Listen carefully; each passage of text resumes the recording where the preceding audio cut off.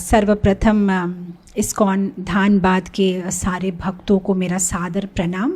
वांछा कल्पतरुभयश्च कृपा सिंधुभ्येव च पतितानां पावनेभ्यो वैष्णवेभ्यो नमो नमः। अनंत कोटि वैष्णव वृंद की जय।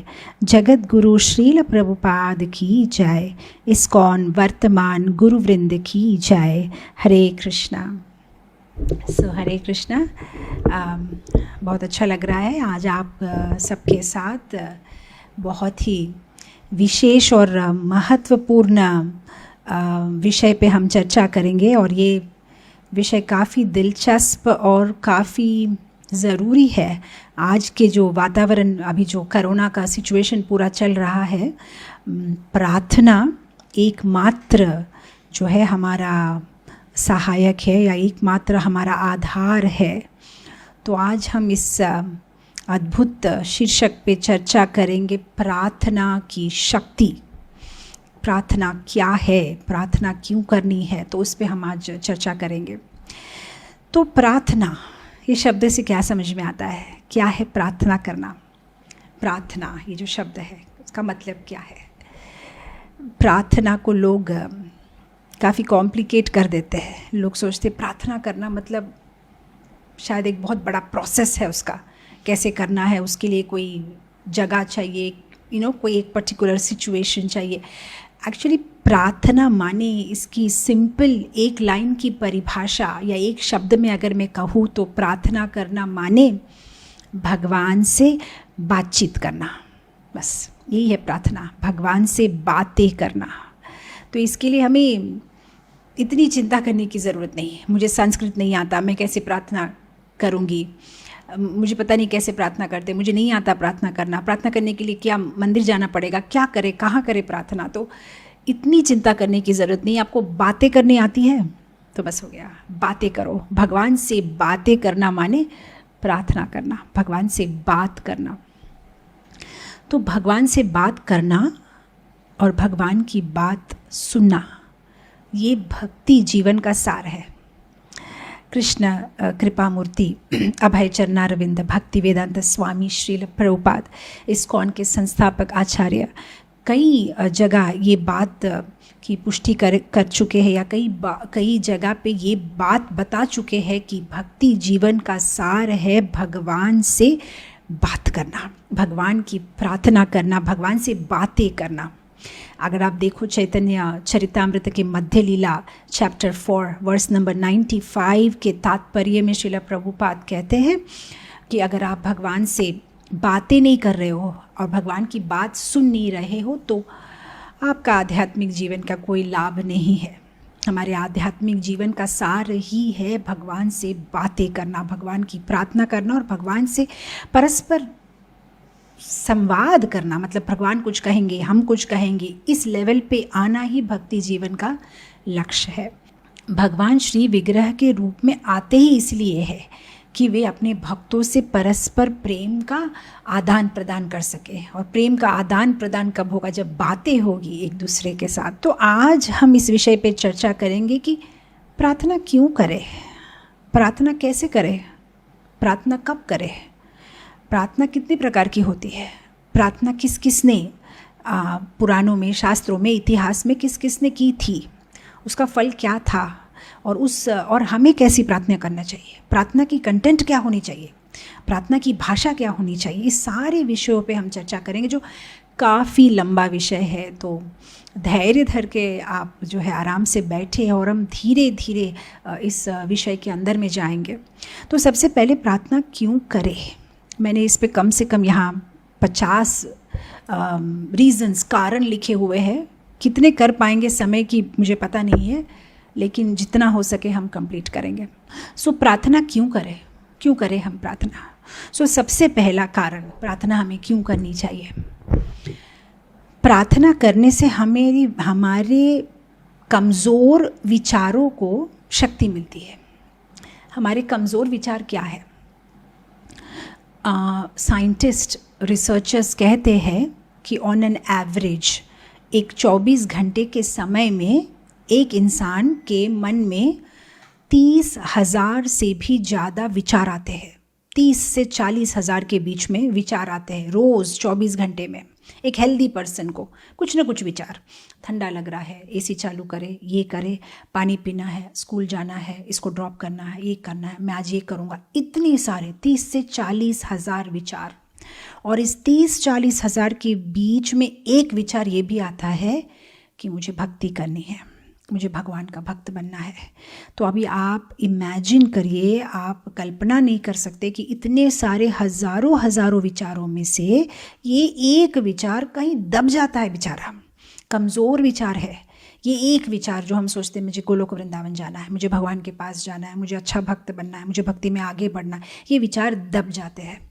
लेकिन जब हम प्रार्थना करते हैं तो ये जो हमारा ये कमज़ोर विचार है उसे शक्ति मिलती है, उसे शक्ति मिलती है। इसलिए हमें प्रार्थना करनी चाहिए। जब हम प्रार्थना करते हैं ना, तब ये विचार दूसरे विचारों को मारता हुआ आगे बढ़ेगा और फिर हम भक्ति जीवन में आगे बढ़ सकते हैं। तो प्रार्थना करने से हमारे स्पिरिचुअल, आध्यात्मिक कमज़ोर विचारों को पुनः शक्ति मिलती है, नरिशमेंट मिलता है। दूसरा कारण हमें प्रार्थना क्यों करनी चाहिए। प्रार्थना करने से असंभव कार्य भी संभव हो जाता है। हमने देखा है श्रील प्रभुपाद जी के जीवन में, इतने बूढ़े वयस में, 70 साल की वृद्ध वयस में वे अकेले अमेरिका गए थे। फिर भी 10 साल के अंदर में 108 मंदिर उन्होंने खोल दिए। तो ये असाधारण काज है। तो कैसे हो पाया ये असाधारण काज? क्योंकि श्रील प्रभुपाद जी प्रार्थना करते थे, भगवान से प्रार्थना करते थे कि भगवान मुझे शक्ति दीजिए कि मैं मेरे गुरु के आदेश का पालन कर सकूं। सो प्रार्थना करने से क्या होता है? सशक्तिकरण, एम्पावरमेंट होता है। कभी कभी हम सोचते हैं शायद ऐसा एम्पावरमेंट सिर्फ प्योर डिवोटीज़ के लिए है, वो तो सब बड़े लोग हैं, प्योर भक्त है, उनके लिए है। नहीं, ऐसा नहीं है। कोई भी अगर प्रार्थना करे, साधारण से साधारण, छोटा से छोटा भक्त भी करे, तो भगवान उनको भी शक्ति प्रदान करते हैं और वो भी अपने छत के नीचे, अपनी एक छोटी सी अम्ब्रेला के नीचे भी असाधारण काज कर सकते हैं। तो जब हम प्रार्थना करते हैं, असंभव जो लगता है असंभव है, वो भी असंभव हो जाता है। आज अगर मुझे विशाखापट्टनम से मायापुर जाना है, तो अगर मैं चल के जाती हूँ तो शायद पता नहीं कितने दिन या महीना लग जाए। लेकिन अगर मैं प्लेन में जाऊँगी तो 1 घंटा, विशाखापट्टनम से कलकत्ता 1 घंटे में चले जाते हैं। तो उसी तरह से बिना प्रार्थना के जब हम कोई काम करते हैं तो वो हमारी शक्ति से होता है। जब हम प्रार्थना को मिला देते हैं तो उसमें भगवान की शक्ति मिल जाती है। और जब भगवान की शक्ति मिल जाती है, माने एरोप्लेन का टिकट जिसका 1 महीना लगने वाला था, बस वो 1 घंटा में वो काम हो जाता है। जब प्रार्थना करते हैं तो पूरी दुनिया भगवान की शक्ति को देखती है हमारे द्वारा। मेरा ये काफ़ी प्रिय भजन है, वो यहाँ पे बोलता है ना भक्त, मेरा आपकी कृपा से सब काम हो रहा है, करते हो तुम कन्हैया मेरा नाम हो रहा है। यही है भक्तों की कहानी, भक्तों का कहानी यही है। बस भगवान करते हैं क्योंकि भक्त प्रार्थना करते हैं, तो भगवान करवाते हैं उनसे असाधारण कार्य। क्या ये ह्यूमनली पॉसिबल है? एक बूढ़ा व्यक्ति इतने हज़ारों भक्त बना दे, 10 साल के अंदर में इतने मंदिर खोल दे पूरे विश्व भर में। माने भगवान करवाते हैं अपने भक्त से। क्यों? जो भक्त प्रार्थना करता है, भगवान की शक्ति उससे जुड़ जाती है। तो सबसे पहले हमने कहा प्रार्थना से कमज़ोर विचारों को शक्ति मिलती है। प्रार्थना से हमें असाधारण, असंभव काज भी संभव हो जाता है। तीसरा कारण, प्रार्थना करने से हमारी आत्मा को पोषण मिलता है। यहाँ पे 2 फैक्टर है हमारे जीवन में। एक तो हमारा शरीर है, स्थूल शरीर, जो ये अर्थ, वाटर, फायर, जो भूमि, आकाश, जलवायु से बना हुआ शरीर, और एक है हमारे सूक्ष्म शरीर, और उसके अंदर एक जो है बैठा हुआ हम, आत्मा। तो हम क्या करते हैं, हमारे शरीर की बारे में सोचते हैं, शरीर को पोषण देने के लिए खाना देते हैं, शरीर को ध्यान रखते हैं, शरीर को मेडिसिन देते हैं, लेकिन आत्मा का पोषण नहीं करते। तो इसलिए हमारे जीवन में आनंद नहीं है। लेकिन जब हम प्रार्थना करते हैं तो जिस तरह से खाना खाने से शरीर को शक्ति मिलती है, प्रार्थना करने से आत्मा को पोषण मिलता है। तो इसलिए हमें प्रार्थना करना चाहिए।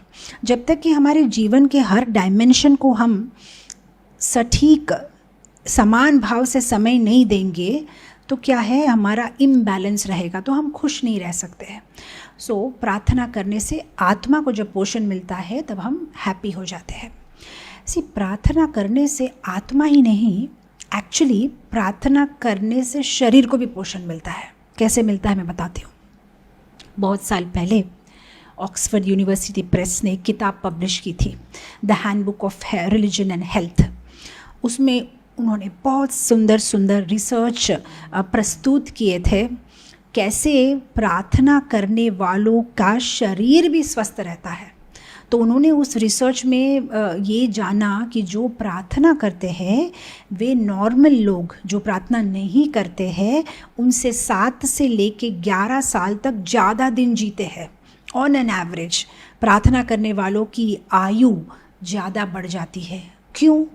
क्योंकि प्रार्थना करने से वे खुश रहते हैं, उनके मन में एक हिम्मत होती है, एक धैर्य है कि मेरा कोई है, ये मेरी रक्षा करेगा, मेरे ऊपर कोई है। तो वो जो फीलिंग होती है उससे बॉडी में अच्छे हार्मोन्स रिलीज़ होते हैं, उससे स्वास्थ्य अच्छा रहता है। तो अपार्ट फ्रॉम भक्ति के कारण के अलावा भी हमारे शरीर के लिए भी प्रार्थना करना बहुत ज़रूरी है। मेरे स्टूडेंट लाइफ में, कॉलेज में मैंने एक बहुत सुंदर किताब पढ़ी थी, जो किताब का नाम अब याद नहीं है, बट उसमें एक सच्ची कहानी थी। 1957 में डॉक्टर वेस्ट नाम के एक डॉक्टर थे और वे एक पेशेंट को ट्रीट कर रहे थे। आई थिंक उस पेशेंट का नाम था मिस्टर राइट। आप चाहे तो गूगल में इसको देख सकते हैं, एक सच्ची कहानी है। उनको एक अजीब तरह की डिज़ीज़ हो गई थी, मेरे ख्याल से उसको लिम्फो कैंसर या कुछ बोलते हैं। यहाँ पे गले के नीचे इतना बड़ा जो है घाव जैसा, ट्यूमर जैसा हो गया था, बड़ा सा। तो बहुत सारे डॉक्टर कोशिश कर रहे थे लेकिन कुछ ठीक नहीं हो रहा था उनको। अब ऐसा हो गया, वो आईसीयू में थे। उसके बाद में जब डॉक्टर ने देखा 1 महीने से इनका कुछ कम नहीं हो रहा है, तो लगा नहीं कि अब इसका कोई ट्रीटमेंट नहीं है, तो उनको जनरल वार्ड में शिफ्ट कर दिया। वहाँ एक दिन सुबह ऐसा हुआ कि वो हॉस्पिटल में है तो न्यूज़पेपर पढ़ रहे थे जो पेशेंट है। अब न्यूज़पेपर में आ गया कि इनको जो पर्टिकुलर डिजीज़ हुआ है, साइंटिस्ट ने उसका सॉल्यूशन ढूंढ लिया है, लेकिन अभी भी थोड़े बहुत ट्रायल चल रहे हैं, तो इसलिए वो दुकानों में उपलब्ध नहीं है। अब जब ये पेशेंट को ये दिखा तो साथ ही साथ में उन्होंने डॉक्टर को बुलाया, नर्स अब डॉक्टर को बुलाओ। फिर डॉक्टर आए, बोलो क्या हुआ? बोला देखिए आपने न्यूज़पेपर में आया है, मेरे इस रोग का मेडिसिन है, तो काइंडली आप ख़रीद लीजिए। डॉक्टर ने बोला लेकिन आप तो पढ़ रहे हो, न्यूज़पेपर में लिखा है, अभी तो दुकानों में नहीं मिल रहा है, इसका अभी ट्रायल चल रहा है। नहीं, मैं अमीर आदमी हूँ, मैं लाखों करोड़ों देने के लिए तैयार हूँ। आप जो साइंटिस्ट इस पर ट्रायल्स कर रहे हैं आप वहाँ से लेके आ जाइए, लेकिन मेरे लिए लेके आइए, क्योंकि ये मैंने देखा यहाँ पे लिखा है कि सक्सेसफुल है और बहुत जल्द जो है वे लॉन्च करने वाले हैं। अब डॉक्टर को समझ में नहीं आया क्या करे, काफ़ी बुद्धिमान था। उसने क्या किया, जस्ट इसको मेंटली सेटिस्फाई करने के लिए 10 दिन के बाद में ऐसा ही एक नकली सा कुछ इंजेक्शन लेके आ गया। उसमें वो नमक का पानी भर के बोले मिल गया, लेके आ गए आपके लिए, केवल आपके लिए हम लेके आए हैं डायरेक्टली फ्रॉम लैबोरेटरी, अभी आपको हम इंजेक्शन दे देते हैं। तो इंजेक्शन दे दिया उसको।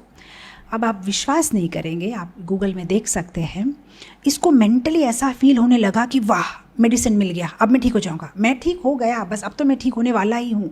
इतना खुश, आसपास के पेशेंट्स को बोलते अब तो मैं ठीक हो जाऊंगा। लो एंड बिहोल्ड, सच में ठीक हो गया। 10-15 दिन के अंदर अंदर उसकी पूरी सूजन कम, ट्यूमर पूरा गायब। डॉक्टर भी अचंभित हो गया कि ये मन की इतनी शक्ति होती है, अगर कोई मन में सोच ले कि बस मैं ठीक हो जाऊंगा तो ठीक हो जाता है। इतनी भगवान ने हमारे मन में शक्ति दी है। तो फिर उसको साथ ही साथ में डिस्चार्ज कर दिया, घर चला गया। परिवार वाले भी बहुत खुश। 6 महीने के बाद में वो फिर से आया, फिर से इतना बड़ा एकदम पूरा सूजा हुआ। डॉक्टर को समझ में नहीं आया क्या हुआ, उसको साथ ही साथ एडमिट किया, सब कुछ किया। 3-4 दिन के बाद में एक दिन शाम को वो बोल रहा था, आपको पता है डॉक्टर साहब, वो जो मेडिसिन आपने मुझे दी थी ना, मैंने अभी 3-4 दिन पहले न्यूज़पेपर में पढ़ा, वो मेडिसिन जो है काम नहीं कर रही है, वो फ्लॉप हो गया है। साइंटिस्ट ने और भी कुछ रिसर्च किए थे तो उन्हें पता चला कि वो मेडिसिन और काम नहीं कर रहा है। तो अब समझ गए ना आप बात। उसका मतलब उसको अब जो है मेंटली ये लगने लगा कि अच्छा ये मेडिसिन तो फ्लॉप है, मुझे जो मेडिसिन दिया वो तो काम नहीं कर रही है।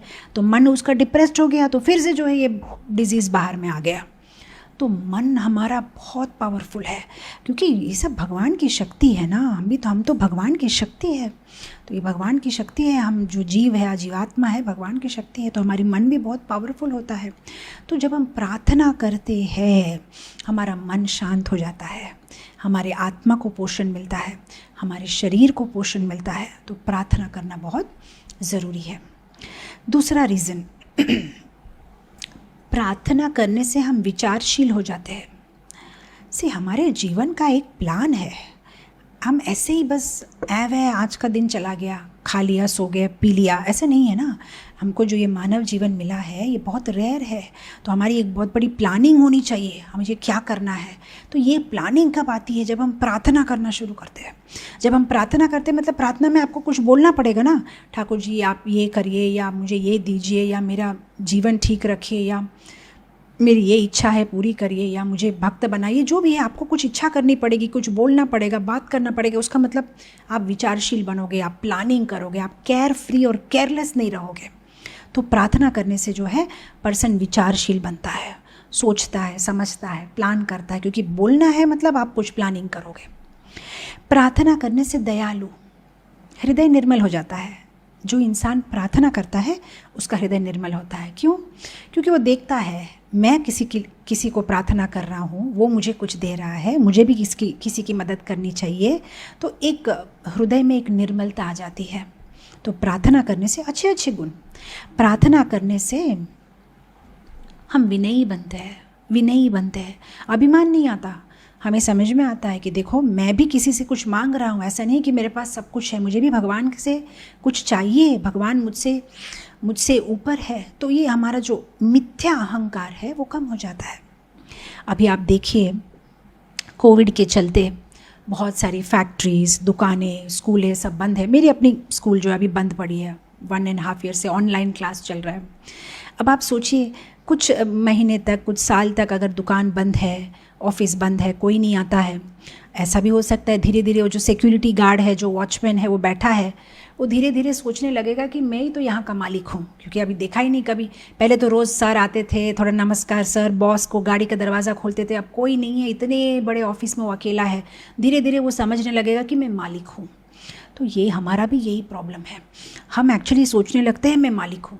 हम भूल जाते हैं कि हम जो सांस ले रहे हैं वो हवा भगवान ने दी है, हम जो पानी पीते हैं वो भगवान का है, ये सूर्य की रोशनी भगवान की है, हम ये जो भूमि पर चलते हैं भगवान का है। भूल जाते हैं हम, क्योंकि हमें दिखाई नहीं दे रहे ना भगवान। तो हम सोचते हैं हम तो आई एम दी बॉस, मैं बॉस हूँ। लेकिन जब प्रार्थना करते हैं ना तब हमारी बुद्धि ठीक हो जाती। ओह, जिस तरह से अगर बॉस, फैक्ट्री का जो बॉस है वो सिक्योरिटी को फ़ोन करेगा ना, क्या हो रहा है, सब ठीक है, लॉक सब ठीक है, कोई प्रॉब्लम तो नहीं है, यस सर सब ठीक है सर, सब। तब उसको बुद्धि आती है अरे मैं नहीं हूँ मालिक तो कोई और है, मैं तो एक सिक्योरिटी हूँ, वॉचमैन हूँ, मुझे सिर्फ यहाँ बैठना है, प्यून हूँ मैं, जो भी है। उसी तरह से हम जब प्रार्थना करते हैं ना तो हम सतर्क हो जाते हैं। मैं बॉस नहीं हूँ, बॉस तो वो है, सब उनका है, वो मालिक है, मैं सिर्फ यहाँ हूँ बस। ये मेरा कुछ नहीं है, सब कुछ भगवान का है। तो एक सतर्कता, क्योंकि एज ए मैनेजर जो आप रिपोर्ट करते हो ना ठाकुर जी को, हाँ ठाकुर जी आज का दिन मेरा ऐसा रहा, मैंने ऐसा किया, आप मेरी रक्षा करिए, धन्यवाद, कृतज्ञ, जो भी आप बोलते हो, जिस तरह का प्रार्थना करते हो, उससे आपका और भगवान के बीच का जो रिश्ता है आपको पुनः याद आता है कि वो मालिक है, मैं नौकर हूँ। फिर क्या होगा? मिथ्या अहंकार नहीं होगा। तो प्रार्थना करने से ये फ़ायदा है। प्रार्थना करने से मन का तापमान बना रहता है। ये जो हमें हमारे सौंदर्य पे अहंकार आता है, मैं कितनी सुंदर हूँ, भगवान को देखते शर्म आती है, अरे भगवान तो कितने सुंदर है, अरे मेरे पास कितनी बुद्धि है। फिर हम जब भगवान को देखते हैं, प्रार्थना करते हैं, अरे भगवान तो कितने महान है। तो ये हमारा जो तापमान है ना वो सही रहता है, नहीं तो हमारा अहंकार बढ़ जाता है। कृतज्ञता, प्रार्थना करने से हमें कृतज्ञ होना आता है, नहीं तो हमें समझ में नहीं आएगा भगवान ने हमारे लिए क्या क्या किया है। लेकिन जब प्रार्थना करते हैं, मुंह से बोलते हैं, भगवान को धन्यवाद देते हैं, thank you Krishna, thank you so much, आपने मेरे लिए ये किया, आपने मेरे लिए ये किया, तो ये जब हमारे मुंह से निकलता है, हम धीरे धीरे कृतज्ञ, ये जो ग्रेटफुल का क्वालिटी है ये आता है। And A grateful heart is a happy heart. जो कृतज्ञ होता है वो ही भगवान का नाम ले पाएगा, जप कर पाएगा, वो ही भगवान से जुड़ पाएगा। जो हमेशा रिसेंटफुल है, दुखी है, वो कैसे भगवान से जुड़ पाएगा। तो ग्रेटफुल, इंग्लिश में बोलते हैं those who are not grateful they are grateful. बहुत बड़े मूर्ख है वो जो ग्रेटफुल नहीं है। तो जब हम प्रार्थना करते हैं हमें कृतज्ञता आती है। जब हम प्रार्थना करते हैं हमें दूसरों को सम्मान देना आता है, क्योंकि अब हम भगवान को सम्मान देते हैं, समझते हैं भगवान कितने बड़े हैं। ये जो हमारा सिर है जो किसी के सामने झुकता नहीं, वो अब झुकता है भगवान के सामने। तो धीरे धीरे हम विनयी होते हैं और दूसरों को भी सम्मान देते हैं, दूसरों को भी वैल्यू हमें समझ में आती है। तो जब हम प्रार्थना करते हैं बहुत सारे अच्छे अच्छे गुण हम में आते हैं। प्रार्थना करना माने भक्ति में तड़का लगाना। आप दाल में तड़का लगाते हैं ना, आप दाल को बॉईल करके रख दोगे तो दाल में कोई टेस्ट नहीं होता है। थोड़ा सा घी का तड़का लगाओगे, जीरा हल्दी सब दोगे तो एकदम स्वाद आता है। भक्ति में प्रार्थना है तड़का। आप जो भी सेवा करते हो प्रार्थना होनी चाहिए, उसके साथ में आपका मन जुड़ा रहना चाहिए, तभी भक्ति में आनंद आएगा। अगर भक्ति में प्रार्थना का तड़का नहीं है तो भक्ति यांत्रिक हो जाएगी, और भक्ति अगर यांत्रिक हो गई तो ज़्यादा दिन टिकेगी नहीं, फिर आप बोर हो जाओगे। नया नया तो सब कुछ अच्छा लगेगा, नया नया मंदिर जाना भी अच्छा लगेगा, नया नया डांस करना अच्छा लगेगा, प्रसाद सब कुछ अच्छा लगेगा, लेकिन धीरे धीरे बोर हो जाएंगे। लेकिन अगर हम प्रार्थना करते हैं रेगुलरली भगवान को, तब वो हमारे भक्ति के लता की रक्षा करते हैं। तो हमें प्रार्थना करनी चाहिए। फ्रेग्रेंस, अगर प्रार्थना नहीं करेंगे तो धीरे धीरे भक्ति में कमज़ोर होंगे और पुरानी आदतें और पुरानी भौतिक इच्छाएं फिर से आ जाएगी। जो जो आदतें छोड़ दी थी, चाय कॉफ़ी छोड़ दी थी, प्याज लहसुन छोड़ दिया था, अब वो चीज़ें फिर से आकर्षण करेगी, क्योंकि हम प्रार्थना नहीं कर रहे हैं। हमारी ये जो सारी भौतिक इच्छाएं हैं ये इतनी जल्दी मरती नहीं है, सो जाती है। सोने में और मरने में बहुत फ़र्क है। अगर आज आपका ऑपरेशन करते हैं तो वो आपको एनेस्थीसिया देते हैं, लेकिन 2-4 घंटे के बाद फिर से वो काम करने लगता है हाथ। थोड़ा टाइम के लिए सुन रहता है। डॉक्टर आपका दांत निकालते तब एनेस्थीसिया देते हैं। थोड़ी देर तक आपको कोई फीलिंग नहीं आएगी, लेकिन बाद में फिर से फीलिंग आएगी। उसी तरह से भक्ति में भी जब हम आते हैं, हम सोचते हैं अब तो हम प्योर डिवोटी हो गए, सारी बुरी आदतें छोड़ दी। नहीं, ये बुरी आदतें पूरी गई नहीं है, सोई हुई है, कभी भी उठ जाएगी। इसलिए केयरफुल रहना है, कंटिन्यूसली प्रार्थना करनी है, नहीं तो फिर से वापस जागेगी। फिर से जो आप पहले खाते थे, पहले कैसे मूवीज़ देखते थे, पहले क्या क्या करते थे, सिनेमा जाते थे, फ्रेंड्स के साथ घूमते थे, वो सारी इच्छा फिर से आएगी। फिर से दिल करेगा, फेसबुक में देखेंगे किसी फ्रेंड्स का वेकेशन पे गए हैं, इधर गए उधर गए, फिर से आपका दिल करे चलो फ़ोन लगाओ चलते हैं बाबा, कभी तो जा सकते हैं, ऐसा ज़रूरी नहीं है। फिर से आकर्षण करेगी। तो इसीलिए प्रार्थना करना है, कंटिन्यूस प्रार्थना करनी है। अगर कोई आदमी जंगल में शीतकाल में, ठंडी के झाड़े के मौसम में कोई अंधेरे जंगल में है, बहुत मुश्किल से लकड़ियाँ जोड़ के आग लगाता है। ठीक है, लकड़ियाँ जोड़ना भी मुश्किल है, आग लगाना पत्थर को घिस के मुश्किल है, लेकिन उससे भी ज़्यादा मुश्किल है पूरी रात जागता रहना और उस आग के अंदर में लकड़ियाँ डालते रहना। नहीं डालेंगे तो आग बुझ जाएगी। तो उसी तरह से कभी कभी क्या बोलते हैं ना, कोनो भाग्यवान जीव गुरु कृष्ण कृपाते पाए भक्ति लता बीज ब्रह्मांडे भ्रमिते। ये ब्रह्मांड में हम जो इतने योनियों में घूम रहे हैं, इतने योनियों में हम घूम चुके हैं, इतने जन्म हम ले चुके हैं, कोई वैष्णव की कृपा से शायद हमें भक्ति का बीज मिल भी जाए, लेकिन उसको पानी नहीं देंगे, सिंचन नहीं करेंगे तो बुझ जाएगा। तो प्रार्थना से जो है वो टिका रहता है, प्रार्थना नहीं करेंगे तो बुझ जाएगा। और एक फ़ायदा प्रार्थना करने से क्या होता है, जब हम प्रार्थना करते हैं तो ठाकुर जी हमारे हृदय में आके बैठ जाते हैं। जब ठाकुर जी हमारे हृदय में बैठते हैं तो ठाकुर जी जब बैठे हुए तो उनके चरण भी हमारे हृदय में है, और उनके जो चरण होती है, उनके जो पाद पद्म की धूली होती है, वो धूली की जो सुगंध होती है वो बहुत प्यारी होती है। तो जब हम प्रार्थना करते हैं ठाकुर जी हमारे हृदय में प्रकट होते हैं, और उनके पाद धूली की जो सुगंध है उससे हमारा मन तो शांत हो ही जाता है, हमारे आस पास के लोग भी शांत हो जाते हैं, और हमारे आस पास के लोग हमसे आकर्षित हो जाते हैं। इसलिए आप देखिए, जब प्रभुपाद जी बोलते हैं, जब प्रभुपाद जी गाते हैं, जब प्रभुपाद जी कुछ भी कितना आकर्षित करता है। ऐसा नहीं है कि प्रभुपाद जी कोई आर डी बर्मन थे या कोई किशोरदा थे या लता मंगेशकर, फिर भी जब वो गाते हैं, प्रभुपाद जी का कभी आप सुन लो कोई भी भजन, षड गोस्वामी अष्टकम, या बस वो जब वो गाते हैं तो बस मन में एक अजीब सी लगता है, बस शांत। क्यों? क्योंकि वे प्रार्थना करते हैं, उनके हृदय में भगवान है, भगवान के जो पाद पद्म की धूली है, केसर है भगवान, हमारी जो हम जो मट्टी देखते हैं ना वैसा नहीं, भगवान के पाद पद्म की धूली माने केसर, और वो जो उसकी खुशबू है, इसलिए प्रभुपाद जी के आस पास भी जो जाते हैं वे प्रभुपाद जी से आकर्षित हो जाते हैं, प्रभुपाद जी की वाणी से, प्रभुपाद जी की बातों से, प्रभुपाद जी से आकर्षित हो जाते हैं। तो जो प्रार्थना करते हैं वो भक्त एकदम मैग्नेट जैसा बन जाता है, और फिर उसे प्रचार करने में के लिए भी आसानी हो जाती है। हम तो प्रचार मूवमेंट में है, राइट, हमारा सब, अब यहाँ मेरे साथ जो भी जुड़े हुए हैं सब भक्त हैं, आप सब जप करते हैं, मैं समझती हूँ आप सबका, हम सबका एक उद्देश्य है कि हम प्रभुपाद जी के इस मूवमेंट में सबको जप को जोड़ के लेके आए, सबको भक्ति के बारे में बताए, सबको प्रचार करें। तो अगर हम ये करना चाहते हैं तो उसके लिए प्रार्थना की बहुत ज़रूरी है, क्योंकि हम जब प्रार्थना करेंगे तो हमारा काम आसान हो जाएगा, राइट। तो ये बात है, प्रार्थना करने से जो है हमें शांति मिलती है, और हमारे आस पास के लोग भी जो है हमारा साथ जब वे लेते हैं उन्हें भी शांति मिलती है, वे भी संतुष्ट हो जाते हैं। शांति और संतोष दोनों मिलता है। सफाई हो जाती है जब हम प्रार्थना करते, सफाई। माता जी लोग दिवाली की सफाई कैसी होती है, एकदम बस यहाँ से कचरा वहाँ से कचरा सब निकाल के घर पूरा साफ़ कर देते हैं। दिवाली में लक्ष्मी देवी आने वाली है, तो उसी तरह से जब हम प्रार्थना करते सफाई हो जाती है। जैसे ही हम भगवान का नाम लेते हैं, प्रार्थना करते भगवान को, पूरा हृदय साफ, काम क्रोध मोह मद मत्सर्य सब सफाई, भगवान झाड़ू लेके पूरी सफाई कर देते हैं। प्रार्थना करने से हमारा हृदय भर जाता है। किस चीज़ से भर जाता है? भगवान की चेतना से भर जाता है। अगर प्रार्थना नहीं करेंगे तो हृदय कुछ और चीज़ों से भर जाएगा, लेकिन भरेगा ज़रूर।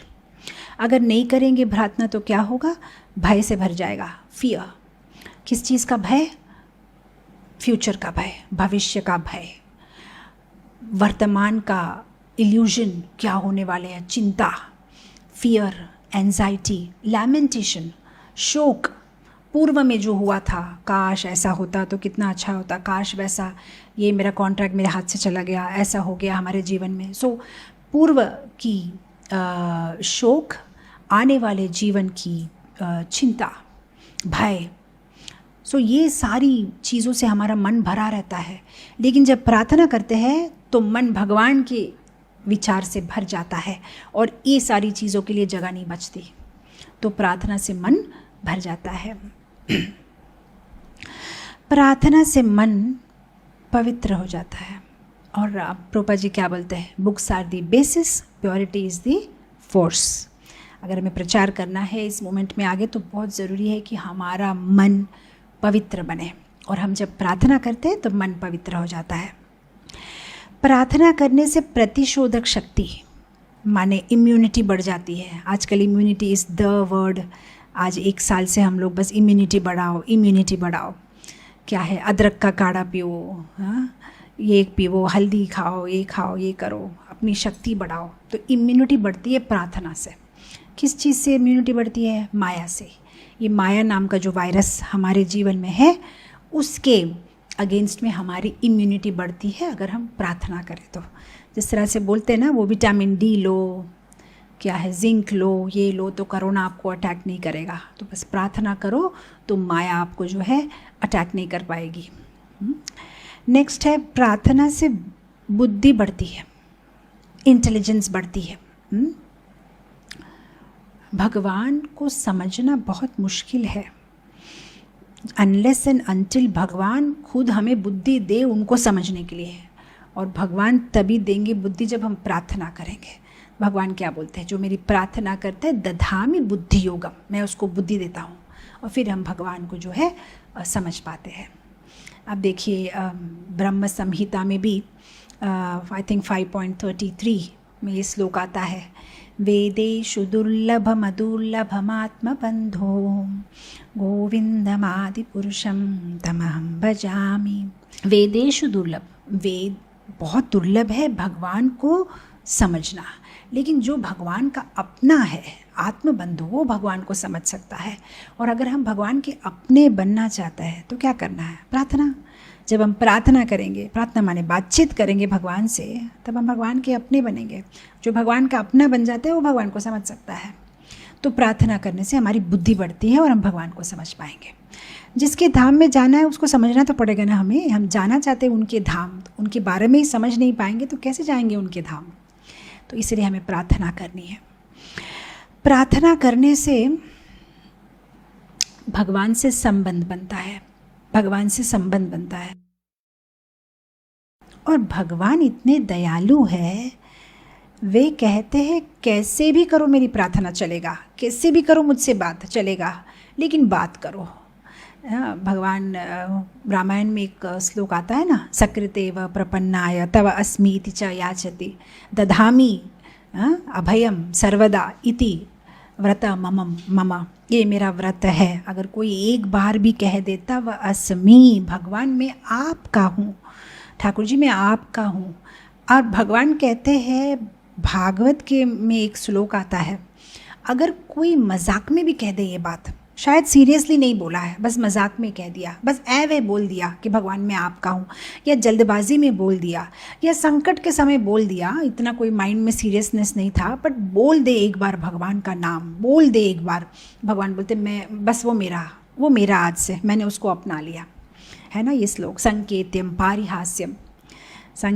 पारिहास्यम वा हेलनम स्तोभम हेलनम वा वैकुंठ नाम। एक बार बोले अशेष जो उनके अघा हरम विधु सब क्या बोलते हैं पंडित बोल रहे हैं, अशेष अघा अनलिमिटेड पाप जो है उसके चले जाते हैं। जो एक बार जो है मजाक से हो या भूल से बोल दिया या किसी को चिढ़ाने के लिए बोल दिया, बस एक बार भगवान को याद करे तो इतने प्यारे हैं भगवान, बस वो तो तैयार है हमसे संबंध बनाने के लिए। बस एक बार बोलो, उनसे बात करो, उनका नाम बोलो, उनकी प्रार्थना करो। सो भगवान से संबंध। प्रार्थना करने से हम खरीद सकते हैं किसको, भगवान को। प्रार्थना करने से हम ठाकुर जी को खरीद सकते हैं। बाकी कोई चीज़ से ठाकुर जी इम्प्रेस नहीं होता है। आज आप ठाकुर जी के सामने जाके कह दो मेरे पास बहुत पैसा है, ठाकुर जी बोलेंगे हाँ ठीक है, लेकिन मैं तो लक्ष्मीपति हूँ, लक्ष्मी तो मेरी पत्नी है। अगर आप बोलो ठीक है ठाकुर जी मैं बहुत सुंदर हूँ, ठाकुर जी बोलेंगे हाँ ठीक है, लेकिन तुम्हारी सुंदरता तो राधा रानी के पैर के अंगूठे के नाखून से भी कम है। अच्छा बोलो भगवान मैं बहुत फेमस हूँ, आपको पता है मेरे फेसबुक में कितने लाइक्स हैं, कितने फॉलोअर्स हैं। भगवान बोलेगी हाँ लेकिन मैं तो तीनों लोक का नाथ हूँ, मुझे तो पाताल लोक से लेके हर एक लोग जानते हैं। अच्छा भगवान आपको पता है मैं कितने शक्तिशाली हूँ। ठाकुर जी बोलेंगे हाँ मैं तो 7 साल की उम्र में 7 दिन तक पूरा पहाड़ उठा लिया था। अच्छा भगवान आपको पता है मैं बिल्कुल एकदम त्याग कर दिया मैंने, इतने साल हो गए, ना प्याज लहसुन, ना टी कॉफ़ी, ना मांसाहार, निर्जला उपवास हर एकादशी में। तो ठाकुर जी बोलेंगे ये क्या अनासक्ति है, मेरी तो 16,108 रानी थी, फिर भी मुझे किसी से भी आसक्ति नहीं थी। अब आप बताओ ऐसे व्यक्ति को इम्प्रेस करे तो कैसे करे, हर चीज़ हमसे ज़्यादा है उनके पास, तो कैसे उनको आकर्षित करे हमारी तरफ, क्या करे। प्रार्थना। वैष्णवाचार्य बोलते प्रार्थना करो, प्रार्थना करने से भगवान आपके बन जाएंगे, हम भगवान को खरीद सकते हैं। तो ये है प्रार्थना की शक्ति। प्रार्थना है हमारा भगवान के साथ में पर्सनल टाइम, प्राइवेट टाइम, निजी टाइम। हमें चाहिए ना, इस दुनिया में भी हम वेट करते हैं कोई बड़े लोग के साथ हमारा पर्सनल अपॉइंटमेंट, हाँ, अगर कोई प्रधानमंत्री को मिलने जाए, मोदी जी के साथ मेरी पर्सनल बात हुई थी। बस ऐसे बैठे थे 10-15 मिनट, हम दोनों बात किए थे, सेल्फी लिए थे, एकदम पर्सनल। ऐसा नहीं कि बहुत सारे लोग थे, बस कितना हम महान सोचते हैं कोई बड़े आदमी के साथ, लेकिन जब हम प्रार्थना कर रहे तो इस संसार के, विश्व के सबसे बड़े आदमी के साथ हमारी पर्सनल अपॉइंटमेंट है, और उसमें कोई नहीं है, बस आप है और वो है, आप दोनों और कोई नहीं। ये हमारा पर्सनल टाइम है और इसका हमें एडवांटेज लेना चाहिए। कोई बड़े आदमी को मिलते तो हमारा पूरा रहता है ना स्केड्यूल, क्या क्या बात कर लूँ, जल्दी से पूछ लूँ, उनका समय हमें फिर और मिलेगा कि नहीं मिलेगा, जो पूछना जल्दी जल्दी पूछ लो, बस यही है, ये हमारा पर्सनल टाइम है। और ठाकुर जी बोलते हैं नो हरी, मैं तुम्हारा, बस बोलो जितना, मैं सारी बातें सुनने के लिए तैयार हूँ, मैं तुम्हारा हूँ। तो ये इससे ज़्यादा हमें क्या चाहिए। तो प्रार्थना हमारा भगवान के साथ में पर्सनल टाइम है, जहाँ हम जो चाहे उनसे बात कर सकते हैं। प्रार्थना करने से प्यार हो जाता है, ठाकुर जी से प्यार हो जाता है हमें। उनसे प्यार करना ही तो हमारा जीवन का सार है ना, हम उन्हें भूल गए हैं और हम प्रार्थना करते ना तो उनसे प्यार हो जाता है। मुझे याद है जब मैं छोटी थी, इंटर फर्स्ट ईयर में बम्बई गई थी, मेरे मौसी की बेटी की शादी थी।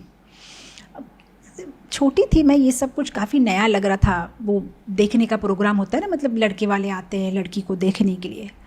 तो हमने देखा घर के बड़े लोग बोलते हैं कि सब यहाँ बैठो, लड़का और लड़की साइड में जाएंगे एक कमरे में और बातें करेंगे। तो हम छोटे थे तो हम बोले हम भी जाएंगे दीदी के साथ, हम भी जाएंगे। नहीं नहीं तुम लोग नहीं जा सकते, तुम बैठो, वो लोग बात करेंगे।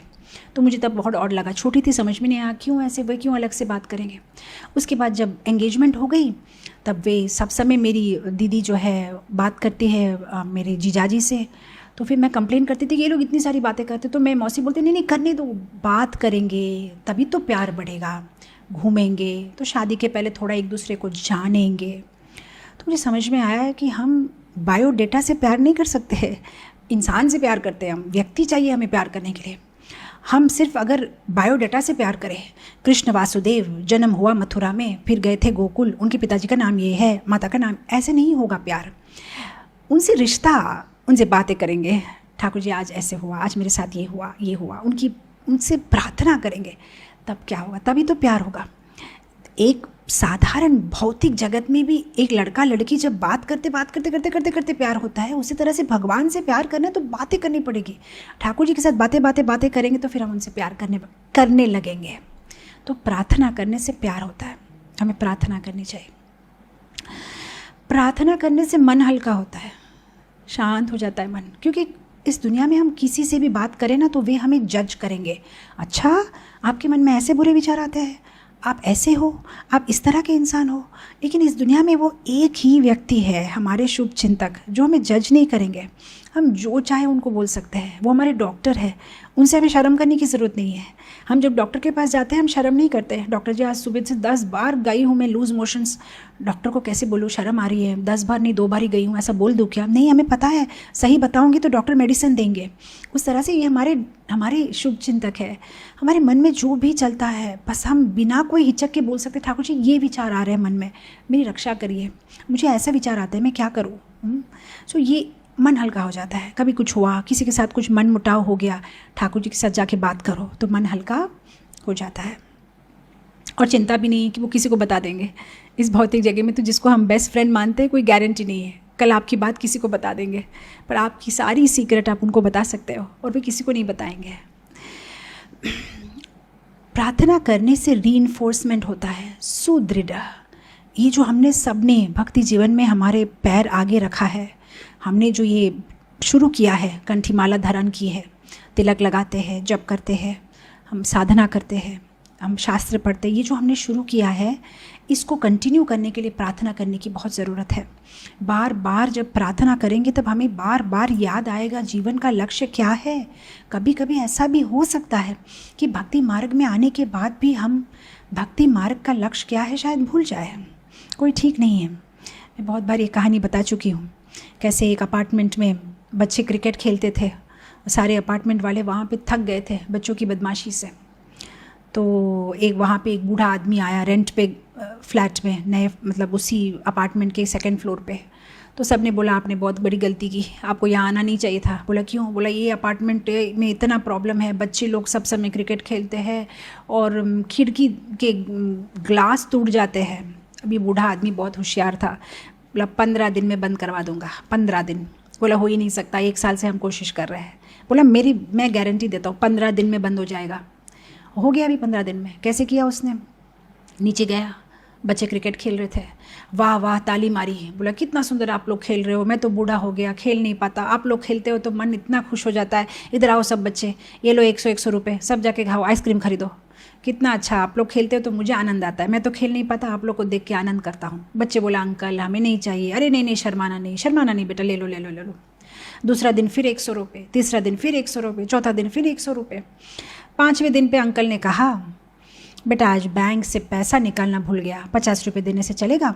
बच्चे लोग बोले क्या अंकल आप भी ऐसा बात करते हो, शर्म आ रही है हम लोग को, आप हम लोग को लज्जा करवा रहे हैं। कोई बात नहीं अंकल 50 रुपये दे दीजिए, कोई बात नहीं, उसमें हम खा लेंगे आइसक्रीम।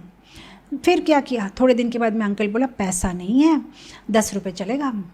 अब बच्चों को गुस्सा आया कि 2-3 दिन से अंकल बदमाश हो गए, पैसे नहीं दे रहे।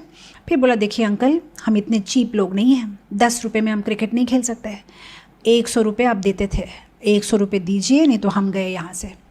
अब अंकल हाथ जोड़ के ऐसा मत बोलो, प्लीज़ क्रिकेट खेलो, मेरे पास पैसा नहीं है, मैं 10 रुपये देने के लिए तैयार हूँ, मत जाओ यहाँ से। बोला अंकल आप हमारा अपमान कर रहे हैं, हम कहीं भी क्रिकेट खेलेंगे लेकिन इस अपार्टमेंट में हम नहीं खेलेंगे जहाँ पे हमारा अपमान हुआ है। चले गए बच्चे। अब बच्चे भूल गए कि वे क्रिकेट 100 रुपये के लिए नहीं खेल रहे थे, वे तो क्रिकेट खेल रहे थे क्योंकि वो उनको आनंद आता है, लेकिन भूल गए over the period of time. और क्या हो गया, वो वहाँ से चले गए। हमारा यही प्रॉब्लम है, हम जब भक्ति जीवन में आते हैं नया हम सोचते हैं कि ये प्रभु जी से मुझे कुछ सीखना है, ये कितना अच्छा कीर्तन करते हैं, ये प्रभु जी कितने अच्छे हैं, ये प्रसाद कितना अच्छा है, और हम इसी लक्ष्य से आते हैं कि मुझे सुधरना है, मैं अच्छा भक्त बनूंगा, मुझे भक्ति करनी है। लेकिन 1 साल 2 साल के बाद भूल जाते हैं और फिर हमें लगता है कि मेरा काम है सबको सुधारना, ये देखिए आप इधर ऐसा करो, आप ऐसा करो, लेकिन तुम्हारा लक्ष्य क्या था भूल गए। तो भक्ति करने के लिए आए थे हम, तो गोलोक वृंदावन जाएंगे उस उद्देश्य से आए थे, मैं अपने आप को करेक्ट करूँगा, मुझ में क्या खामियाँ हैं, मैं ये सब कुछ भूल गए, अब दूसरों की खामियाँ देखने में रह जाते हैं। तो प्रार्थना करने से ये रिस्क नहीं है, कंटिन्यूसली रोज़ प्रार्थना करेंगे तो रीइंफोर्समेंट हमारे माइंड में, तुम किस लिए आए हो भक्ति में, तुमने किस लिए ली है दीक्षा, तुम्हारा क्या काम है, अपना जन्म सार्थक करो पर उपकार, पहले अपना जन्म सार्थक करो, पहले खुद अच्छा भक्त बनने की कोशिश करो। तो ये होता है आकर्षित, भगवान को हम आकर्षित कर सकते हैं। अब प्रार्थना करने से भगवान का ध्यान हम पे जाएगा, और भगवान का ध्यान हम पे जाएगा तभी तो दरवाज़ा खुलेगा। गोलोक वृंदावन का दरवाज़ा बाहर से नहीं खुलता है, ऐसा कुछ है ही नहीं, उधर कोई डोर नॉब कुछ नहीं है। गोलोक वृंदावन का दरवाज़ा अंदर से खुलता है। तो अंदर से कैसे खुलेगा, आप किसी के घर के सामने खड़े रहोगे, आपको दरवाज़ा नॉक तो करना पड़ेगा ना, आप नॉक नहीं करोगे तो क्या अपने आप से दरवाज़ा खुलेगा। प्रार्थना माने हम चिल्ला रहे हैं, हम नॉक कर रहे हैं, दरवाज़ा खोलिए, हमें अंदर आना है। जब हम प्रार्थना करते तब भगवान खोलते दरवाज़ा, आ जाओ। लेकिन अगर हम खड़ा रहेंगे, नहीं उनको समझ में आ जाएगा, नहीं उनको समझ, तो फिर आप खड़े रहोगे पूरा जीवन, दरवाज़ा खुलेगा ही नहीं। आप बॉलीवुड मूवीज़ में भी देखा होगा, विलन जब वो हीरोइन को अटैक करता है ना, फिर हीरोइन बोलती है बचाओ बचाओ, फिर हीरो आता है। अगर हीरोइन बोलेंगे मैं क्यों बोलूँ, वो तो समझ जाएंगे। कहीं कुछ बहुत लोग ऐसे भी बोलते हैं प्रार्थना करने की क्या ज़रूरत है माता जी, भगवान तो हमारे हृदय में है, वो सब समझ जाएंगे। तो अब हीरोइन अगर बैठ गई कि हीरो आ जाएगा, तो नहीं, उसको चिल्लाना तो पड़ेगा, बचाओ बचाओ, तभी तो वो आएगा एकदम दीवार को लांद के। बस ये प्रार्थना माने पुकार है। प्रोपा जी कहते हैं प्रार्थना माने एक बच्चे की पुकार, माँ को पुकार रहा है, जब पुकारेगी तभी तो माँ भाग के आएगी ना। तो ये प्रार्थना माने भगवान को पुकारना, तो भगवान तब गोलोक वृंदावन का दरवाज़ा हमारे लिए खुलेगा। प्रार्थना करने से हमारी चेतना में कृष्ण आ जाते हैं।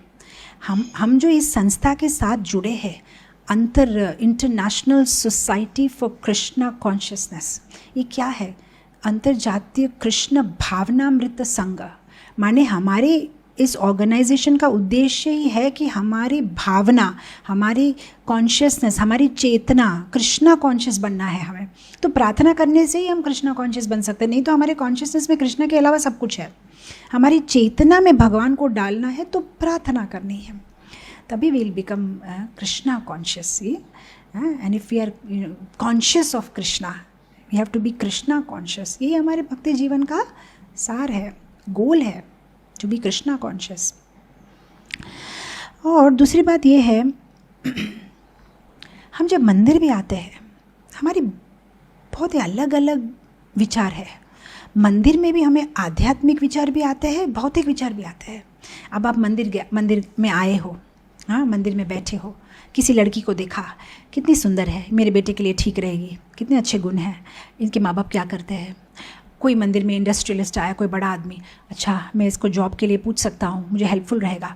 ऐसी कितनी सारी भौतिक विचार आते हैं. आध्यात्मिक विचार भी आते हैं, भगवान का ड्रेसिंग कितना सुंदर है, आज भगवान कितने अच्छे लग रहे हैं. तो कभी भौतिक विचार आते हैं, कभी आध्यात्मिक विचार आते हैं.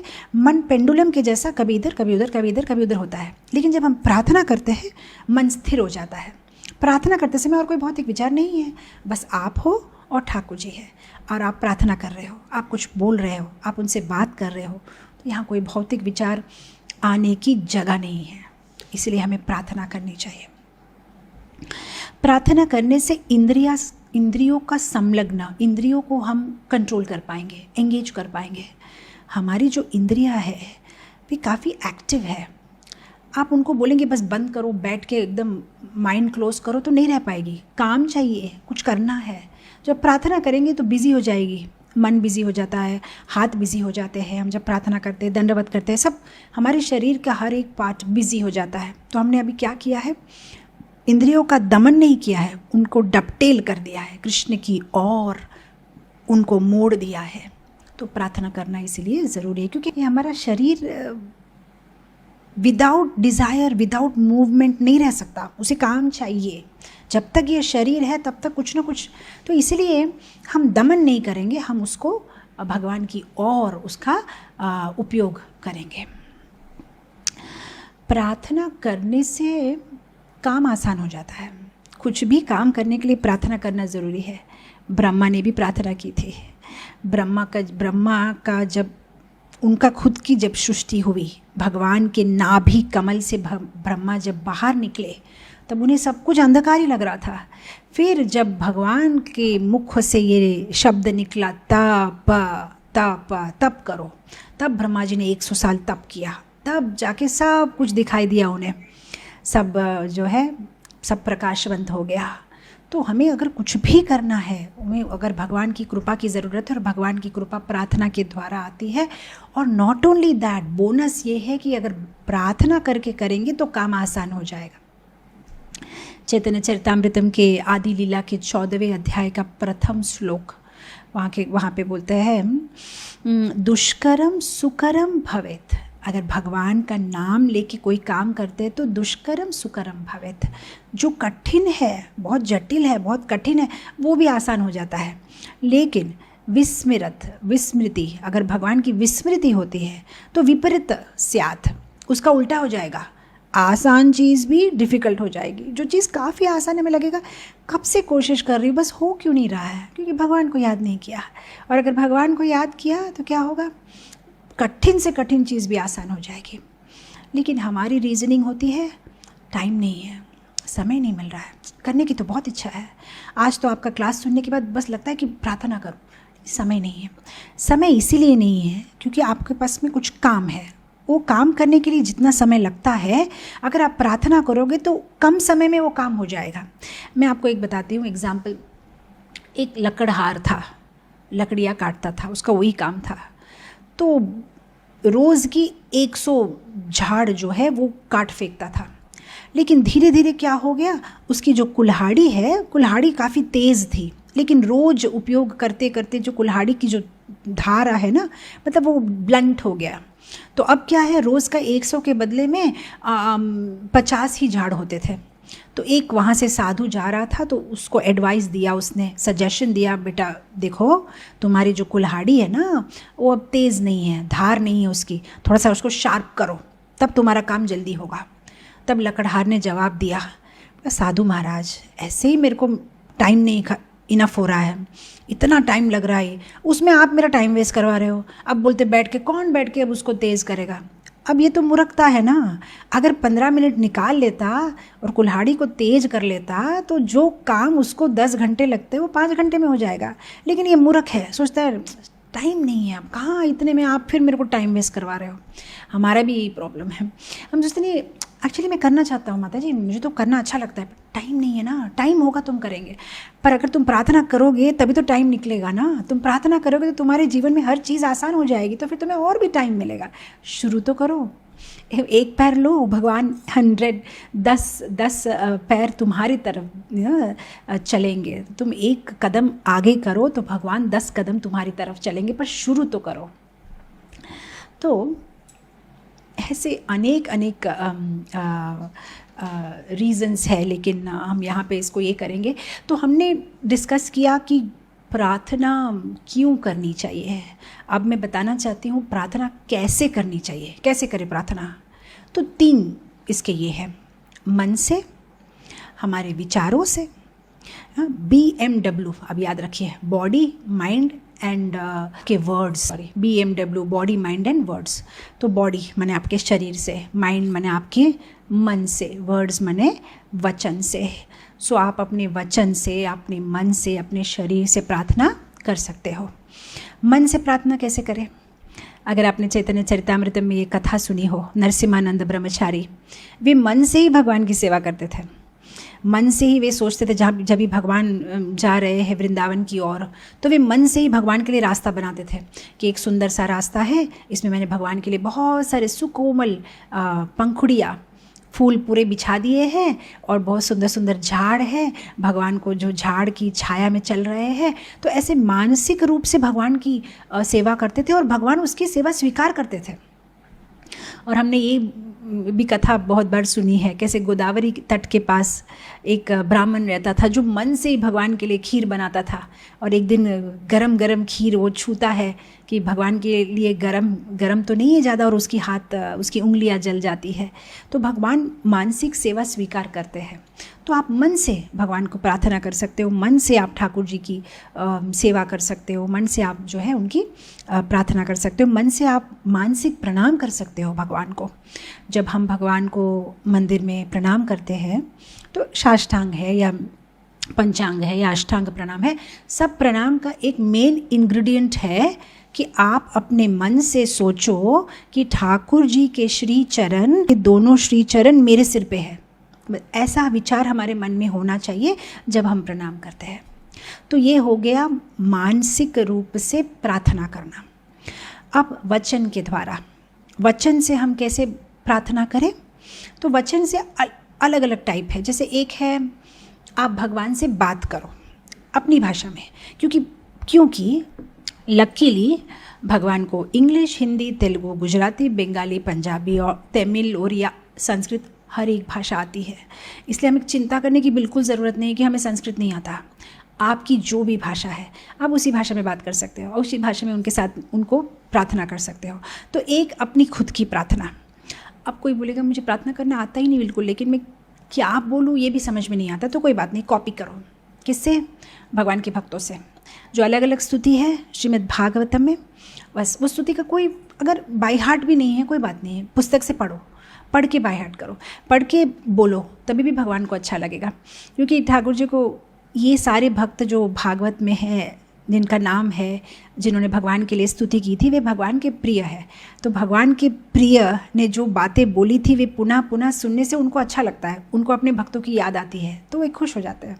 तो इसलिए हम भगवान के भक्तों की स्तुति, जैसे आप देखिए भागवत के प्रथम स्कंद 7वें अध्याय में अर्जुन की स्तुति है, 8वें अध्याय में कुंती देवी की स्तुति है, 9वें अध्याय में भीष्म देव की स्तुति है, भागवत के दूसरे स्कंद में चतुश्लोकी है, हमारे तीसरे स्कंद में जो अनबॉर्न चाइल्ड जो है, गर्भ में जो शिशु है उसकी स्तुति है, 4th अध्याय चौथे स्कंद में ध्रुव महाराज की स्तुति है, प्रचिता की स्तुति है, 5वें स्कंद में हमारे ऋषभ देव की इंस्ट्रक्शंस है, 6ठे स्कंद में वृत्सासुर की स्तुति है, 7वें स्कंद में प्रहलाद महाराज की स्तुति है, 8वें स्कंद में गजेंद्र की स्तुति है, 10वें स्कंद में गोपी गीत है, गोपी की स्तुति है, नागपत्नी की स्तुति है, ब्रह्मा की स्तुति है, देवताओं के द्वारा की गई स्तुति है, नल कुबेर और मणिग्रीव की स्तुति है, कितनी सारी ऐसी अलग अलग स्तुति है भागवत में। कोई भी एक स्तुति जो आपको अच्छी लगती हो, आप उसको या तो बाय हार्ट करो या तो देख के पढ़ो, तो ये हम एक कर सकते हैं। दूसरी बात है हमारी अपनी भाषा में हम भगवान से जैसे नॉर्मल, जैसे मैं आपसे बात कर रही हूँ, बस आप भगवान से बात करो।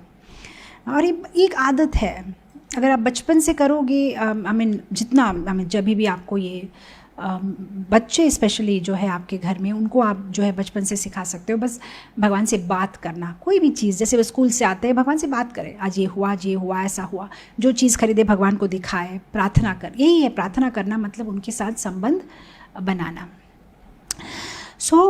स्तुति करो, स्तव करो, जप करना भी प्रार्थना करना है। हम जो ये जप करते हैं, हरे कृष्णा कृष्णा कृष्णा हरे हरे, हरे राम राम राम हरे हरे, ये भी प्रार्थना है। प्रार्थना क्योंकि इसमें हम प्रार्थना करते हैं, हे राधा रानी, हे कृष्णा, आपकी सेवा में मुझे नियुक्त करिए, तो ये हमारी प्रार्थना है। जप करो, ये सारी प्रार्थना है। मन से, वचन से, अब आया शरीर से, काया से, मन वचन काया। शरीर से कैसे हम प्रार्थना करेंगे? प्रणाम करना, भगवान को प्रणाम करना। श्रीमद् भागवतम के 12वें स्कंद के 13वें अध्याय के अंतिम श्लोक क्या है वो? नाम संकीर्तनम यस्या सर्व पाप प्रणाशनम। नाम संकीर्तन यस्या सर्व पाप प्रणाशनम, जो नाम संकीर्तन करता है भगवान का, उसके सारे पाप नाश होते हैं। प्रणामो दुख समनास, और अगर भगवान को कोई प्रणाम करता है तो सारे दुख भी चले जाते हैं। नाम लेने से पाप से मुक्त होते हैं, प्रणाम करने से दुख से मुक्त होता है। तम नमामि हरम परम, बस भगवान को ये करो। तो ये लास्ट इंस्ट्रक्शन है सुखदेव गोस्वामी का, भगवान को वंदन करो, प्रणाम करो। आप देखिए भगवद गीता के 9वें अध्याय के अंतिम श्लोक में भगवान यही बोलते हैं, मन मना भव मद भक्तो मध्याजी माम नमस्कुरु ममे वैश्यसि युक्तवैवम आत्मा नाम मत परायण माम नमस्कुरु। मुझे प्रणाम करो। भगवान खुद बोलते हैं प्रणाम करो तो तुम मेरे पास आ सकते हो। तो वंदनम माने भगवान को प्रणाम करना। भगवान को प्रणाम करने से हमारे दुख भी चले जाते हैं और भगवान को प्रणाम करने से पाप भी चले जाते हैं।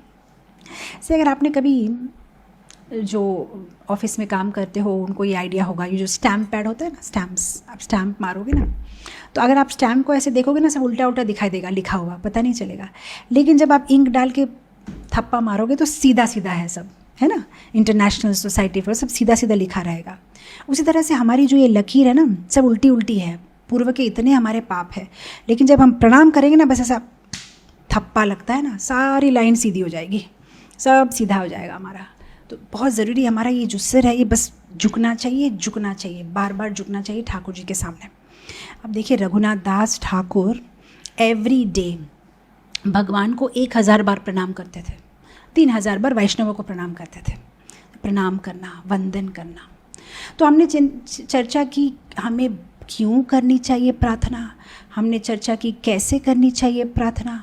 अब हम आ गए लास्ट भाग में, क्या करनी चाहिए प्रार्थना, कैसे करनी चाहिए समझ में आ गया, क्यों करनी चाहिए, क्या करना चाहिए प्रार्थना में, हमें क्या बोलना चाहिए, क्या बोलूँ मैं भगवान को, मैं खड़ा रह के क्या बात करूँ भगवान से। तो इसकी बहुत अलग अलग टाइप्स है। धन्यवाद दो, भगवान को धन्यवाद करो, जैसे कुंती देवी ने की थी, पुरानी बातें याद करके। आपने मेरे बेटे भीम को बचाया, आपने हमें विशालय वो क्या वारना व्रत के इंसिडेंट से आपने हमें बचाया, विषैले नाग से बचाया, इससे बचाया, उससे बचाया। बस सारी बातें, पूर्व की सारी बातें याद कर करके भगवान को थैंक यू। जैसे भीष्म ने भगवान से कहा, आप कितने अच्छे हैं, इस अंतिम समय में जब मैं मेरे देह का त्याग कर रहा हूँ, आप बिना भूले आए हो ठाकुर जी, मेरे लिए आए हो आप। तो उन्होंने, भीष्म ने भगवान ठाकुर जी को धन्यवाद किया, कुंती देवी ने ठाकुर जी को धन्यवाद किया, प्रहलाद महाराज ने धन्यवाद कहा कि आपने मुझे नारद मुनि जैसे गुरु दिए, आपको धन्यवाद। तो एक टाइप ऑफ प्रार्थना है जहाँ पे हम भगवान को धन्यवाद दें, thank you thank you thank you thank you Krishna, thank you so much, आपने मुझे ये शरीर दिया, आपने मुझे ये 2 कान दिए, आँख दिया, नाक दिया, मैं आपकी कथा सुन पा रहा हूँ, समझ पा रहा हूँ, बुद्धि दी, मुझे ये शरीर दिया, मुझे गुरु दिए, मुझे इस्कॉन संस्था दी, मुझे भागवत पढ़ने का मौका दिया, मुझे जप करने का मौका दिया, आपके प्रसाद के आस्वादन करने का मौका दिया, भक्तों का संग दिया, मेरे परिवार में ये है वो, कितनी सारी बातें हैं। बस हम अगर धन्यवाद करना शुरू करें तो पूरी रात निकल जाए। तो भगवान को धन्यवाद करो। दूसरा है भगवान को दैन्य बोधिका, अपने आप के बारे में बताओ, भगवान मैं कितना गिरा, जैसे वो इंद्र की प्रार्थना आती है ना कि मैं कितना गिरा हुआ हूँ, मैंने ऐसा, गोवर्धन लीला के बाद में आता है ना, मैंने ऐसा किया, मैं ऐसा हूँ। वैसे ये एक प्रार्थना का अंग है जहाँ पे हम ठाकुर जी से बोले कि मैं आपको भूल गया, मेरे में इतना क्रोध है, मोह है, काम है, ठाकुर जी मेरे में इतना काम है, मेरा हृदय ऐसा है। तो अपने बारे में सच बताना, जिस तरह से हम डॉक्टर के पास जाके बताते हैं, तो धन्यवाद देना, अपने बारे में बताना, और उसके बाद में माफ़ी मांगना। Sorry Krishna, I am sorry, मैं इतने जन्म ले चुका और आप मेरे साथ साथ घूम रहे हो और मैं भूल गया आपको। तो माफ़ी मांगना, कृष्ण को माफ़ी मांगना, जैसे कालिया ने माफ़ी मांगी थी, नागपत्नियों ने माफ़ी मांगी थी। माफ़ी मांगना, रिपेंट करना, पश्चाताप करना, जैसे ब्रह्म विमोहन लीला के बाद माफ़ी मांगते हैं, गोवर्धन लीला के बाद में इंद्र माफ़ी मांगते हैं। तो माफ़ी मांगना, धन्यवाद करना, अपने आप के बारे में भगवान से बताना, भगवान के गुणगान करना, जैसे नलकुबेर और मणिग्रीव ने किए थे, भगवान आप कितने महान हो, ये पूरे सृष्टि के आप जो है यजमान हो। ऐसे भगवान के बारे में अच्छे अच्छे गुणगान करना। जैसे 64 क्वालिटीज़ है ना भगवान कृष्ण की, उसमें से उनको याद करके करके भगवान आप क्षमा कर देते हो, आप कितने दयालु हो, आप बुद्धिमान हो, आप सुंदर हो, आप ऐसे भगवान के अलग अलग गुणों का गान करना, ये प्रार्थना है। और लालसामयी प्रार्थना, लालसामयी प्रार्थना माने कुछ मांगना। अब भौतिक मांग सकते हैं क्या, ये क्वेश्चन रहता है, क्या भौतिक इच्छा मांग सकते हैं? हाँ, मांग सकते हैं।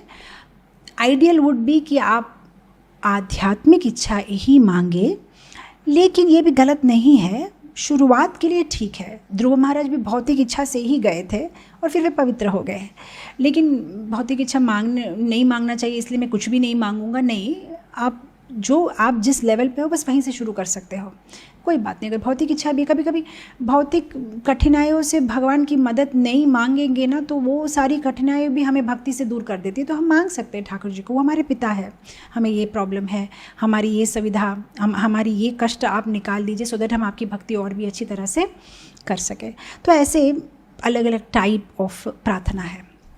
और हमारे जीवन में इंस्पायरिंग प्रार्थना किन्होंने की थी? हमारे गुरु परंपरा श्रील प्रभुपाद। अगर आपको पता हो, ये बहुत सालों बाद प्रभुपाद जी जब गोलोक धाम चले गए, उसके बाद आई थिंक 1980s में या कुछ, हृदयानंदस बाबा जी महाराज बोल के एक महाराज थे, नाम से एक महाराज थे, वे राधा दामोदर मंदिर के पास में, मतलब उनका जो कुटीर थी, उनका जो घर था, वो राधा दामोदर मंदिर जो है वृंदावन में, जहाँ पे प्रभुपाद जी थे, उस मंदिर से लग के था उनका घर। तो वे बता रहे थे भक्तों से कि आपके गुरु महाराज श्रीला प्रभुपाद इतनी तीव्र प्रार्थना करते थे, तो कभी कभी रात को मैं सुनता था 1 बजे 2 बजे किसी की आवाज़ आ रही है। तो पहले तो मुझे लगा ये मेरा भ्रम है, रात को 2 बजे क्या आवाज़ आती है। एक दिन मुझे मैं व्याकुल हो गया, एक बार मुझे देखना है कौन इतनी आवाज़ कर रहा है। तो मैं वो कहते हैं कि मैं जो है वो बाउंड्री वॉल को चढ़ के देखा, झाँक के देखा। झाँक के क्या देखता हूँ, प्रभुपाद जी रूप गोस्वामी समाधि के सामने झाड़ू देते हुए रो रहे हैं, आँख में से आंसू निकल रहे और प्रार्थना कर रहे हैं कि मुझे शक्ति दीजिए, मैं गुरु के वचन का पालन करना चाहता हूँ, मैं प्रचार करना चाहता हूँ कृष्ण भक्ति का, आप मुझ पर दया करिए। तो ये हम जो देख रहे हैं प्रभुपाद जी का सक्सेस, बस वो ऐसे ही नहीं आ गया है, उसके पीछे उन्होंने बहुत प्रार्थना की है। और नॉट ओनली राधा दामोदर मंदिर में तो रूप गोस्वामी के सामने वे रोते ही थे रात भर, लेकिन इवन शांतिपुर में, जहाँ पे अद्वैत आचार्य का घर है, वहाँ भी वे जाते थे। वहाँ का एक पुजारी कुछ साल पहले मायापुर आए थे, तो उन्होंने बताया कि आप लोगों को शायद पता नहीं हो, मैं ये बात आपको बताने के लिए आया हूँ। उन दिनों में मैं पुजारी था शांतिपुर में, और आपके जो गुरु महाराज थे वे गृहस्थ थे, वे आते थे और पीछे बैठ जाते थे माला बैग लेके, और माला करते थे और रोते थे, माला करते थे रोते थे। फिर हमारी दोस्ती हो गई थी। उसके थोड़े दिन सालों के बाद मैंने देखा वो सन्यासी बन गए और एकदम सन्यासी डंडा लेके आए। फिर मैंने उनसे कहा, अरे मैंने तो आपको कहीं देखा है। फिर उन्होंने कहा, मैं अभय बाबू जो पहले। हो तो अभी आपने सन्यास ले लिया? तो बोला हाँ। तो अब बोला कि मैं अब अमेरिका जा रहा हूँ, और वे रो रहे थे। तो ये पुजारी जो है अद्वैत आचार्य के शांतिपुर के जो मंदिर के पुजारी थे, वे कह रहे थे कि आपके गुरु महाराज को मैंने रोते हुए देखा है, बस जप करते थे और रोते थे। गृहस्थ थे तभी भी, सन्यासी होने के बाद भी बहुत बार जो है वे आए थे और बस वो मंदिर के पीछे आंगन में बैठ जाते थे और एक एक माला जप करते थे और रोते थे। तो उनका जो ये रोदन, ये जो प्रार्थना है, ये उनको जो है सक्सेस जो है उनको लेके आया है। इवन भक्ति सिद्धांत सरस्वती ठाकुर ऐसे ही उन्होंने गौड़ीय मठ आरंभ नहीं किया। 9 इयर्स तक एवरी डे 192 राउंड्स माला करते थे वो। 9 साल तक कंटिन्यूस, आसान है 192 राउंड्स जप करना। उसके बाद उन्होंने गौड़ीय मठ की स्थापना की। तो हम जिनका भी सक्सेस देखते हैं, हम सोचते बस एवे एकदम फ्लूक में इनका लक बहुत अच्छा है। ये लक नहीं है, ये प्रार्थना है। भगवान से की हुई प्रार्थना उन्हें उनका क्या करते हैं, उनको सशक्तिकरण, उनको एम्पावर करती है। नहीं तो आसान है क्या, ऐसे ही बस प्रभुपाद जी बस गए और इतने हज़ारों की संख्या में सबको भक्त बना दिए उन्होंने। तो ये उनकी जो भगवान की हुई प्रार्थना है।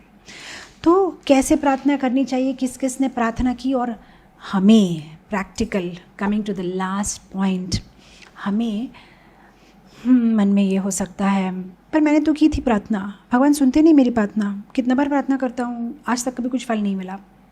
तो ये प्रार्थना हमें फुल फेथ से करनी चाहिए। अगर भगवान हमारी प्रार्थना का जवाब नहीं दे रहे हैं, मतलब he has a better plan. शायद आपका प्लान उन्हें पसंद नहीं आया, शायद ठाकुर जी को आपका प्लान पसंद नहीं आया, he has his own plan. तो ये विश्वास हमें रखते हुए प्रार्थना करनी चाहिए। प्रार्थना कैसी होनी चाहिए? प्रार्थना निस्वार्थ होनी चाहिए, प्रार्थना प्रेममयी होनी चाहिए, प्रार्थना में भगवान के ऊपर अटूट विश्वास होना चाहिए। कभी कभी हमें भगवान की लीला नहीं आती समझ में, लेकिन हमें ये बात समझनी चाहिए कि भगवान हमारे शुभ चिंतक है। मैं आपको एक इंटरेस्टिंग कहानी बताती हूँ। बहुत साल पहले मैंने एक किताब पढ़ी थी, ना हम करता हरि करता। तिरुपति बालाजी के बारे में तो आप जानते ही होंगे। वहाँ पे 1972 में ये एक सच्ची घटना है। तिरुपति बालाजी मंदिर जो है पहाड़ों के ऊपर में है और वहाँ के एक एग्जीक्यूटिव ऑफिसर, जैसे अभी भी एक सिस्टम है तिरुपति में, ईओ जो होते हैं एग्जीक्यूटिव ऑफिसर, वे हेड होते हैं तिरुपति मंदिर को, वे चलाते हैं, फाइनेंसेस वगैरह देखते हैं। 1972 में एक IAS ऑफिसर जो तिरुपति बालाजी मंदिर के हेड थे, उन्होंने ये किताब लिखी है जिसमें उन्होंने अपना एक स्वानुभव, उनके साथ में एक जो अनुभव हुआ ठाकुर जी के साथ, उन्होंने वो लिखा है। तो वे बता रहे थे कि उनको आदत थी वीकली वंस जो है, वे 3:30-4 बजे करीबन, अपने घर उनका नीचे था पहाड़ के नीचे, वे पहाड़ के ऊपर चले जाते थे, रात को वहीं गेस्ट हाउस में रुक जाते, दूसरे दिन अर्ली मॉर्निंग 4:30 बजे का अभिषेक भगवान का देखते और फिर ऑफिस चले जाते थे। उस दिन शाम को वे अपनी किताब में लिखते हैं, पता नहीं क्यों मेरा मन नहीं कर रहा था जाने के लिए, कुछ ना कुछ काम आ गया, कुछ फाइल साइन कर रहा हूँ, कुछ लोग फ़ोन कर रहे हैं, बस कुछ ना कुछ काम आ गया। तो 3:30 बजे का 4:30 हो गया, 4:30 का 5:30 हो गया, 5:30 का 6:30 हो गया और काम में लगे हुए हैं। उनकी पत्नी आके उनको कहती है कि क्या बात है, आज आप जाएंगे नहीं, टाइम हो जा रहा है। और उन दिनों में वाइल्ड एनिमल्स जो है, क्रूर जंतु, जानवर होते थे पहाड़ के ऊपर में, तो उनका सिस्टम ये होता था कि रात को 7:30 बजे के बाद कोई गाड़ी ऊपर नहीं जाएगी, ना नीचे आएगी ना ऊपर जाएगी, जो भी है नेक्स्ट डे मॉर्निंग। तो उनकी पत्नी याद करा रही है, देर हो रही है, आप जाओगे नहीं? नहीं, जाऊँगा। फाइनली 9-9:30 बजे उनका ड्राइवर आया, सर मैं घर चले जाऊँ, आप नहीं जाएंगे आज? अरे नहीं मैं जाऊँगा, चलो चलते हैं। सारी फाइल बंद की, ड्राइवर को बोला गाड़ी निकालो, चलो चलते हैं मंदिर। तो अब जब वो पहाड़ के ऊपर में जाना है तो पहले एक सिक्योरिटी बिट आता है, वहाँ पे उन्होंने गाड़ी रोका और पूछा क्या है आज मंदिर का हाल? तो बोला सर पूछिए मत, आज तो मंदिर का हाल बेहाल, आज तो इतने दर्शन के लिए लोग आए हैं, इतने लोग आए, ऊपर पहाड़ में पूरा ट्रैफिक जाम हो गया है। तो बोला ठीक है चलो तुम सावधान। वो गाड़ी से जा रहे हैं, काफ़ी बड़ा रास्ता है पहाड़ के ऊपर में। बीच में उन्होंने क्या देखा, कोई आदमी खड़ा है एकदम ऐसे 2 हाथ ऐसे करते हुए। अब ये डर गए कि कोई ये मत क्या बोलते हैं ना, थीफ या कोई चोर उचक्का तो नहीं है। अब देखा उसकी गाड़ी खराब हुई पड़ी है। अब इन्होंने बहुत सावधानी से गाड़ी का कांच नीचे किया, बोला क्या है, कौन है आप, क्या चाहिए? बोला नहीं सर मेरी मदद करिए, मेरा बेटा, मेरा बहू, नई शादी हुई है, मेरी पत्नी, हम सब ऊपर जा रहे थे, कुछ घंटों से हम यहाँ हैं, 7 बजे से नीचे गेट बंद है, कोई गाड़ी आ नहीं रही है, जा नहीं रही है, हम यहाँ पे खड़े हुए हैं, दया करके हमें लिफ्ट दे दीजिए। अब इस आदमी को पता नहीं है कि ये तो तिरुपति मंदिर का मेन बॉस है, वो सोच रहे हो भी होगा कोई दर्शन करने के लिए जा रहा होगा। अब इसको दया आ गई, बोला ठीक है चलो सब गाड़ी में बैठ जाओ, मैं ड्रॉप कर देता हूँ। तो कैसे भी करके सब जो है इतने सारे लोग एक ही गाड़ी में बैठे हुए हैं। अब रास्ते भर ये आदमी अपनी कहानी बता रहा है उस ऑफिसर को, बोलता है कि आज मेरा भगवान के ऊपर से विश्वास उठ गया, मैं बालाजी को इतना प्रेम करता हूँ, तिरुपति के बालाजी भगवान को मैं इतना प्रेम करता हूँ कि मैंने मेरे मन में सोचा था कि मेरे बेटा का जब शादी होगा सबसे पहले मंडप से मेरे बेटे बहू को लेके मैं बालाजी का दर्शन कराऊंगा, बाद में सारे जो दूसरे रिचुअल्स होते हैं मैं बाद में कराऊंगा, पहले मेरे ठाकुर जी का ब्लेसिंग्स चाहिए। और सारे मेरे रिश्तेदार मुझ पे क्रोधित है, तुम पागल हो, 2 दिन के बाद भी तो जा सकते हो, इतने घंटों का जर्नी करोगे, बालाजी का दर्शन करोगे, फिर वापस आओगे, सब मुहूर्त यहाँ पे ख़त्म हो जाएगा। लेकिन मैंने बोला नहीं, मेरे ठाकुर जी के आशीर्वाद के बिना मैं कुछ नहीं करूँगा, मैं इतना प्यार करता हूँ ठाकुर जी से।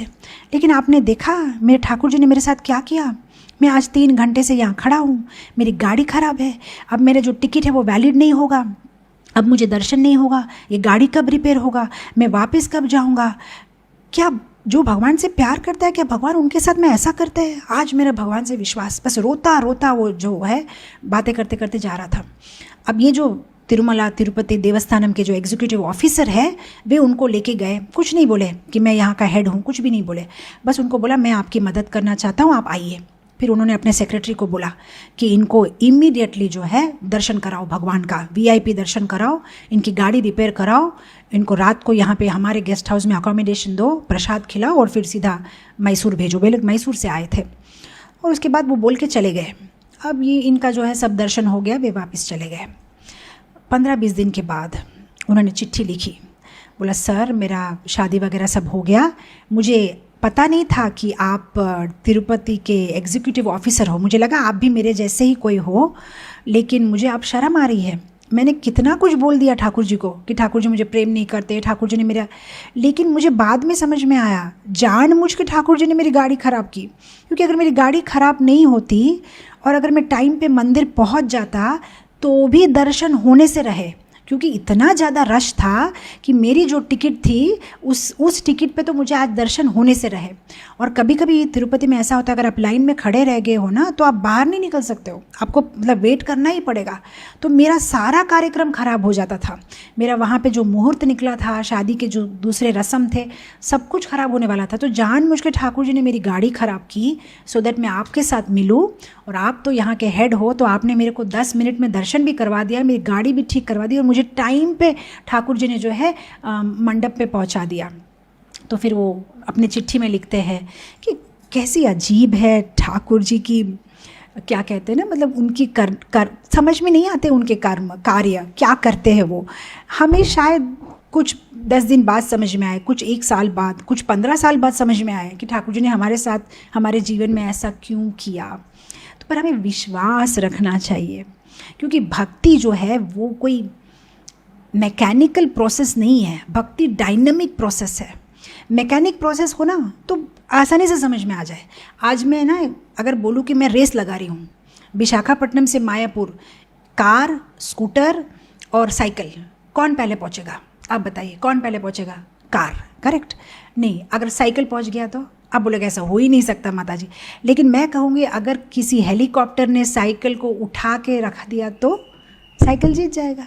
बस ये है, भक्ति का ऐसा प्रोसेस है, डायनामिक प्रोसेस है। कब ठाकुर जी किसकी मदद कर दे, कब कौन जीत जाए, कब किसी को पीछे कर दे, पता नहीं है, पर द बॉटम लाइन इज़ वे हमारे शुभ चिंतक है और वो हमें प्यार करते हैं। ये बात बस हमें समझनी चाहिए। तो प्रार्थना के बारे में मैंने ये कहानी इसलिए सुनाई कि कभी कभी लोग सोचते हैं मैंने प्रार्थना की इज इक्वल टू सब कुछ ठीक हो जाना चाहिए मेरे जीवन में। नहीं, प्रार्थना इज इक्वल टू भगवान तुम्हारे साथ है, कैसे ठीक करेंगे वो उनका प्लानिंग है, वो तुम्हारी परिभाषा से ठीक नहीं करेंगे, वो उनकी बुद्धि से तुम्हारी जीवन को जैसे करना है उस दिशा में वो ले जाएंगे जो तुम्हारे लिए अच्छा है। शायद अब समझ में ना आए, शायद आगे चल के समझ में आए। तो इसलिए हमें प्रार्थना करनी चाहिए बिना कोई शर्त की, और प्रार्थना भक्तों के द्वारा करनी चाहिए। प्रार्थना भक्तों के द्वारा, जिस तरह से हम देखते हैं चैतन्य महाप्रभु जब जगन्नाथ जी का दर्शन करते हैं तो दूर से गरुड़ स्तंभ के पास खड़े रह के गरुड़ के द्वारा करते हैं कि भगवान गरुड़ को देखेंगे जो उनका भक्त है, इसलिए मुझे देखेंगे। उस तरह से हम भी जब प्रार्थना करते हैं भक्तों के द्वारा, गुरु के द्वारा, गुरु परंपरा के द्वारा, राधा रानी के द्वारा। प्रभुपाद जी कहते हैं ना कि जब हम खड़े रहते हैं राधा कृष्ण के सामने तो हमें बोलना चाहिए, oh my dear Radha Rani, मेरे प्रिय राधा रानी, आप अपने कृष्ण को मेरे बारे में कुछ कहिए। बस उस तरह से हमें जाना चाहिए, वाया गुरु परंपरा, वाया राधा रानी। और हमारी प्रार्थना का सबसे इम्पोर्टेंट वोकैबुलरी, जब भी हम प्रार्थना करें हमें भगवान से कहना चाहिए if you wish. Thakur ji अगर आप चाहो तो, अगर आप चाहो तो, ये बहुत ज़रूरी है। वो हमारे ऑर्डर सप्लायर नहीं है, वो हमारे सर्वेंट नहीं है, ज़रा ये कर दीजिए ना, ज़रा वो कर दीजिए, वो बेल बॉय नहीं है।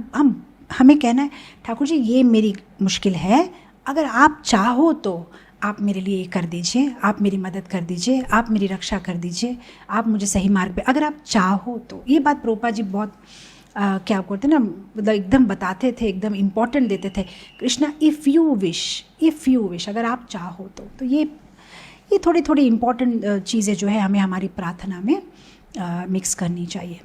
तो उस तरह से सरल भाव से भगवान की हमें प्रार्थना करनी चाहिए, निस्वार्थ भाव से, शुद्ध हृदय से, बिना कोई एक्टिंग के, बिना कोई नाटक के। गोपियों ने बिना कोई नाटक भगवान से प्रार्थना की थी, वे जैसे थे वैसे, तब भगवान ने उन्हें अपनाया था। सुरपंखा नाटक करके गई थी तो भगवान ने उसके कान और नाक क्या कहते हैं ना, मतलब काट दिए थे। तो हम भी अगर सुरपंखा के जैसे जाएंगे तो हमारे कान नाक कट जाएंगे। गोपियों जैसे सरल भाव से हम जैसे हैं वैसे ही भगवान के सामने जाना है, उन्हें सरल मन से जो है उनकी प्रार्थना करनी है। तो विद दिस मैं आज यही ख़त्म करूँगी, और हम सब प्रार्थना करें कि भगवान हमें प्रार्थना करने की शक्ति दे, और प्रार्थना भी हम ऐसे करें जहाँ पे हम भगवान से कुछ ना मांगे, भगवान से भगवान को ही मांगे। ऐसी शक्ति और ऐसी बुद्धि भगवान हमें दे। मैं आज यहीं ख़त्म करूँगी। Thank you so much. Srila Prabhupada की जय। हरे कृष्णा।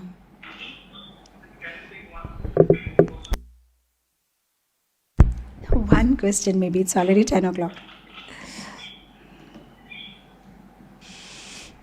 काफ़ी साउंड का डिस्टर्बेंस है, बट मुझे जो समझ में आया, आप कह रहे हैं कि कुछ फेस्टिवल्स हम बहुत ज़ोर शोर से बनाते हैं, उत्साह रहता है, लेकिन कुछ फेस्टिवल्स में उत्साह नहीं रहता है। तो हम क्या करें जिससे हर फेस्टिवल में उत्साह एक ही प्रकार से बना रहे? यही आपका क्वेश्चन है? ओके, सो उत्साह का एक टिप है श्रवण करना। जब हम श्रवण करते हैं तब एक उत्साह आता है कोई भी चीज़ करने के लिए। जब हमारा श्रवण कीर्तन थोड़ा सा वीक हो जाता है तब उत्साह कम हो जाता है। जैसे अगर नरसिम्हा चतुर्दशी है और आप 10 दिन पहले से ही मंदिर में भागवत क्लास में भी नरसिम्हा देव के बारे में और उनकी सेवा करने से, उनकी वो कैसे कैसे अपने भक्तों की रक्षा करते हैं, उनकी कथा सुनते हैं, तब एक एक्साइटमेंट अंदर में बिल्ड होती है और फिर हम जो है उत्साह से कर सकते हैं। तो श्रवण करने से जो है, ऑल्सो जो डिवोटीज उत्साही है ऑलरेडी, जो है एंथुजियास्टिक है, उनका संग करने से भी हमें उत्साह बढ़ता है। तो ऐसा हमें जो है अलग अलग टिप्स। अगर उत्साह नहीं आ रहा है तो समवेयर हमारी कॉन्शियसनेस में कुछ प्रॉब्लम है, शायद हमारा जप कुछ वीक हो रहा है। तो ये सारे अलग अलग रीजंस होते हैं। आइदर अवर चैंटिंग में कुछ कमी है, या हम सही भक्तों के संग में नहीं है, या हम ठीक से श्रवण नहीं कर रहे हैं। तो श्रवण करेंगे तो एक उत्साह तो बनेगा ही बनेगा। नरसिंह चतुर्दशी के थोड़े दिन पहले से ही शुरू करो उनकी कथा सुनना। नित्यानंद त्रयोदशी है तो उनके संबंध चैतन्य चैतामृत से कुछ पढ़ रहे हैं, तो अपने आप से एक जो है उत्साह बनेगा। ऑल्सो डिपेंड्स अपॉन आप किस कम्युनिटी में हो, वहाँ का वातावरण क्या है। कभी कभी ऐसा भी होता है ना, आपका अब बंगाल में हो तो बस कितनी भी कोशिश करो लेकिन गौर पूर्णिमा के थोड़ा सा ज़्यादा वैभव हो ही जाता है, बिकॉज एक लोकल पीपल का भी एक एंथुजियाज़म, जैसे हमारे यहाँ पे साउथ इंडिया में ना रामनवमी का बहुत एंथुजियाज़म होता है, क्योंकि इवन दो जो बिल्कुल मतलब जो मेंबर्स एंड डोनर्स है शायद इस्कॉन के भक्त नहीं है, लेकिन रामनवमी मतलब वो पक्का आएंगे। यहाँ पे जो तेलुगु लोग होते हैं सीताराम कल्याणम, सीताराम की शादी करवाते हैं। तो कभी कभी ऐसे बहुत सारे फैक्टर्स भी होते हैं।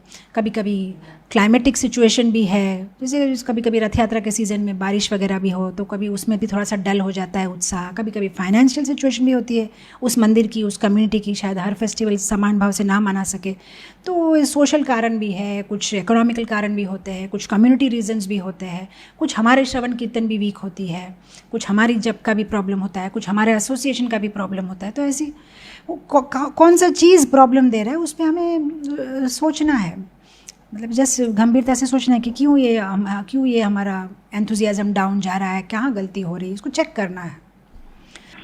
थैंक यू सो मच, यहाँ पे ख़त्म करूँगी। हरे कृष्णा। श्रील प्रभुपाद की जय। वाञ्छा कल्पतरुभ्यश्च कृपा सिन्धुभ्येव च पतितानां पावनेभ्यो वैष्णवेभ्यो नमो नमः। अनंत कोटि वैष्णववृंद की जय। श्रील प्रभुपाद की जय। हरे कृष्णा। सब कृष्णा कृष्णा कृष्णा लगे, सब कृष्णा